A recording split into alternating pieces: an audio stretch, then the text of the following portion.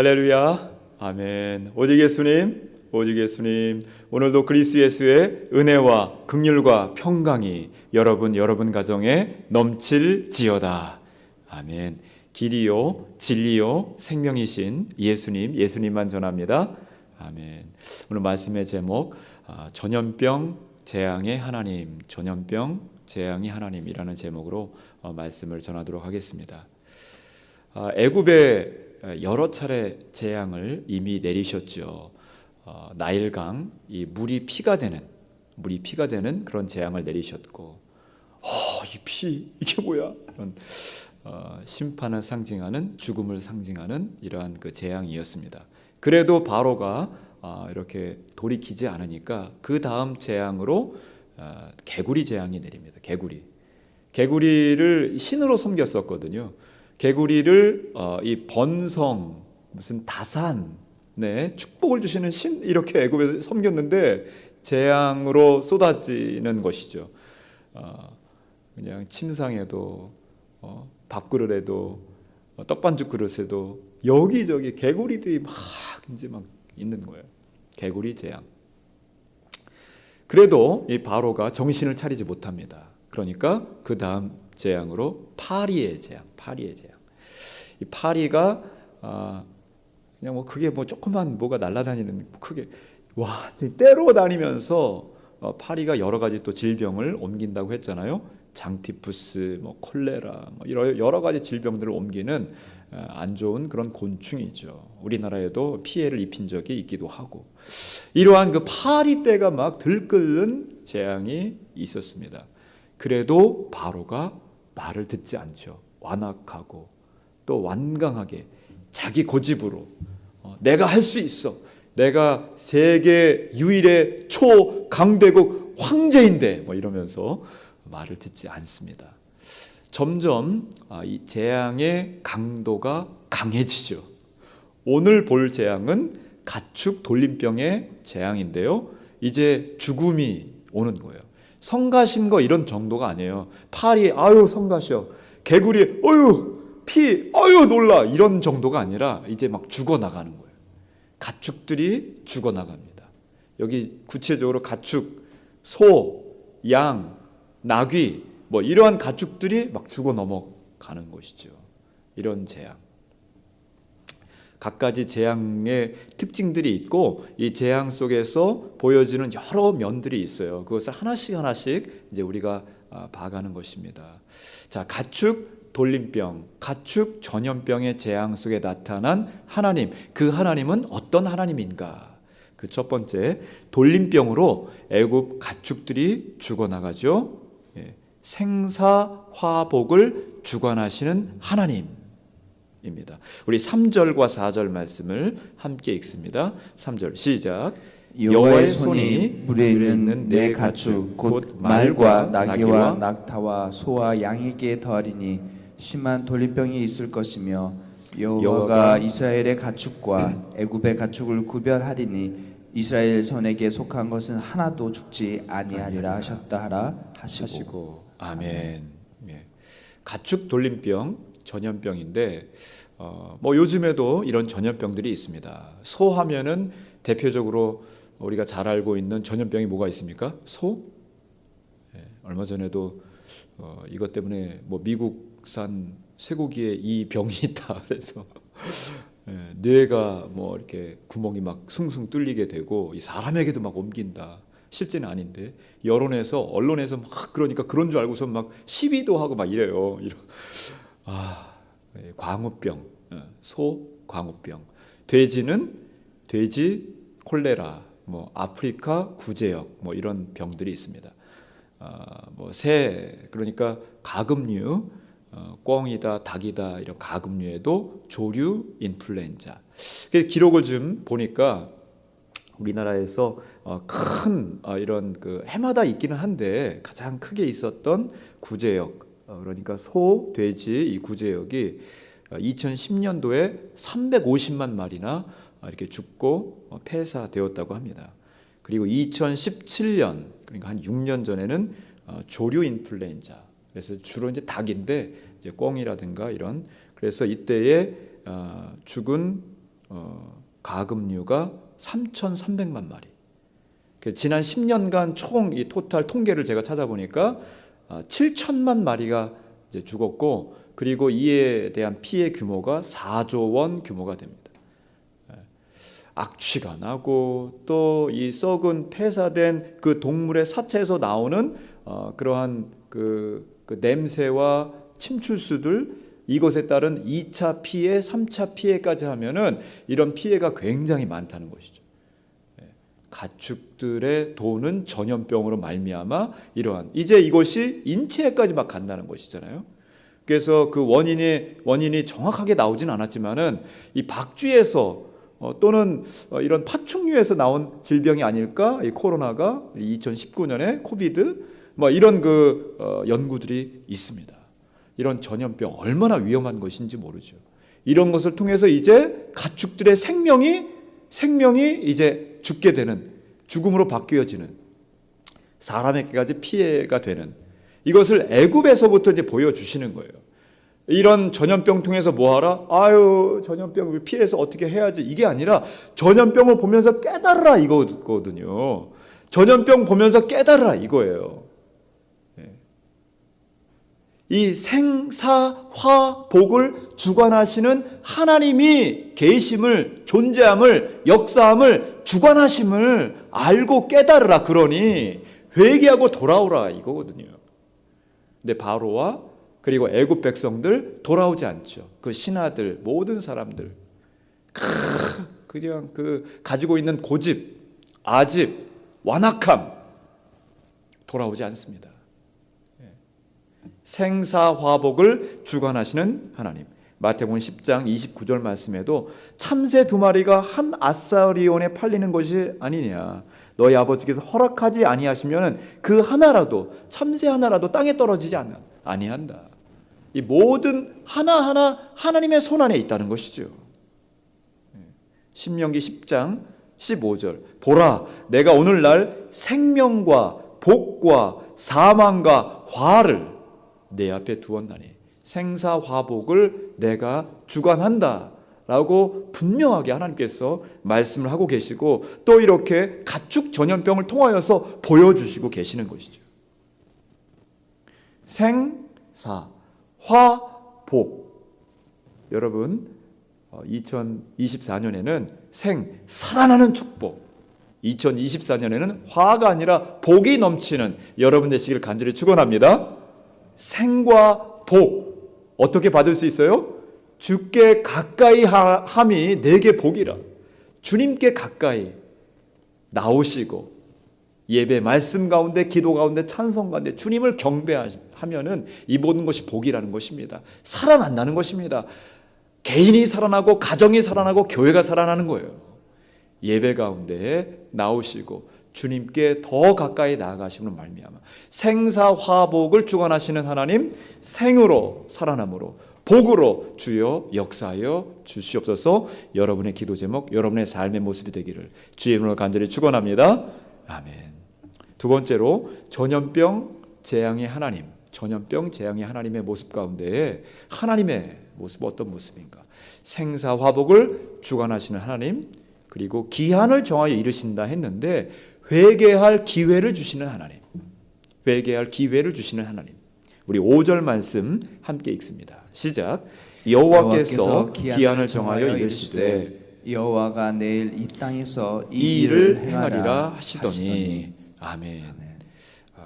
이제 모세에게 지금 하나님께서 말씀하고 있는 거예요. 내가 지금 당장 이 나쁜 놈들 하면서 바로 전염병 재앙 막 죽어 넘어가 이게 하는 게 아니라 내일 하겠다. 내일.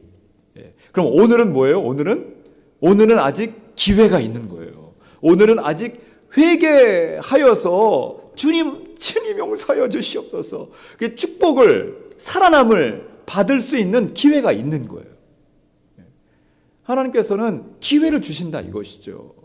잘못한 게 있어도 뉘우치고 돌아올 수 있는 기회를 주시는 하나님이십니다. 다윗의 예를 보십시오. 다윗 왕이 되었어요. 고생 끝에 낙이 온다. 야, 지금 15살에 내가 지금 이렇게 왕으로 기름 부음을 받았는데 15년 동안 내가 죽자 사자 고생을 하고 애굽 땅으로 저기 팔레스타인 블레셋 땅으로 도망 다니면서 고생 15년 또 해서 30살에 내가 왕이 되었는데 조금 이제 나태해졌죠. 왕궁 그 위를 이게 거닐다가 밖에서 아름다운 한 여인이 목욕하는 장면을 봅니다. 이제 밧세바잖아요. 이때에도 하나님은 기다리시는 거예요. 그러니까 마음 가운데 범죄하려는 마음이 들 때에도 하나님은 기다리십니다. 회개하기를. 자, 그런데 범죄를 하죠. 욕망을 채웁니다. 밧세바와 동침을 하죠. 그래도 하나님은 바로 뭐 처단이 있는 게 아니라 그리고 나서 다윗이 또 어떻게 해요? 다윗이 밧세바의 남편 우리야, 자기의 범죄를 은폐하기 위해서 우리야야 와라 그러면서 너 아내와 같이 좀 더 피곤하지? 전쟁에서 얼마나 힘들었어. 그런데 나는 전쟁 중인데 집에 들어가지 않겠습니다. 난 충성해야죠.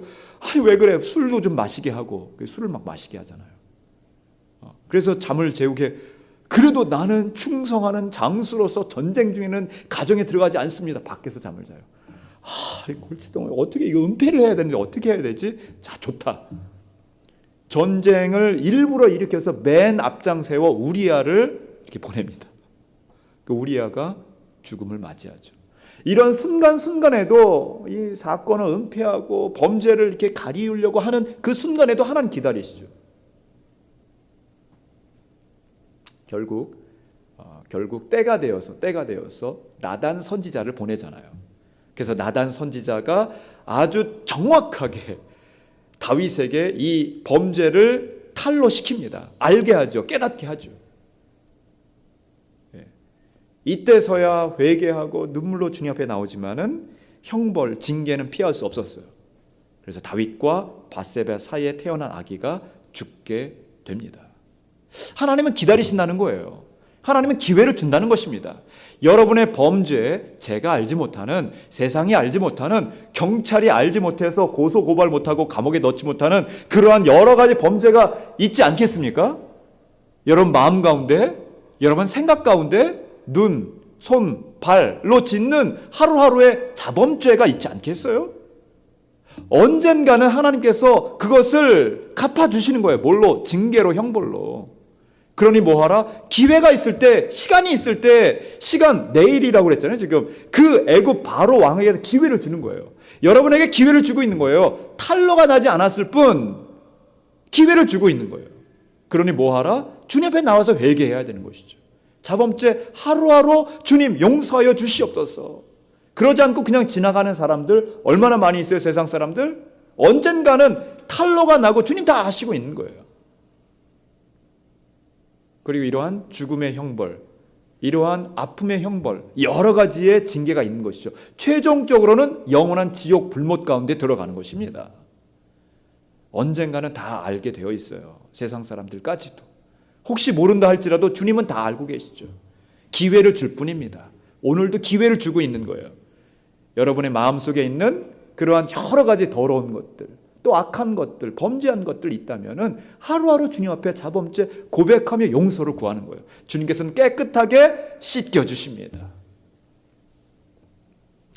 전염병 재앙을 통하여서 두 번째로 우리에게 주시는 것은 기한을 정하여 이른다. 회개할 기회를 주시는 하나님이십니다. 할렐루야. 아멘. 세 번째로 하나님은 또한 어떤 하나님인가? 내일 이 일을 행하리라 말씀을 하시는데요. 내일 이 일을 행하리라. 시간의 주인이라는 것입니다. 하나님이 시간의 주인, 생사화복의 주인, 죽고 살고 화와 복 이것을 주관하시는 하나님 또한 시간의 주인이시다라는 것을 말씀하고 있죠. 우리 5절 말씀입니다. 시작. 여호와께서 기한을 정하여 이르시되 여호와가 내일 이 땅에서 이 일을 행하리라 하시더니. 아멘. 내일 이 일을 행하리라.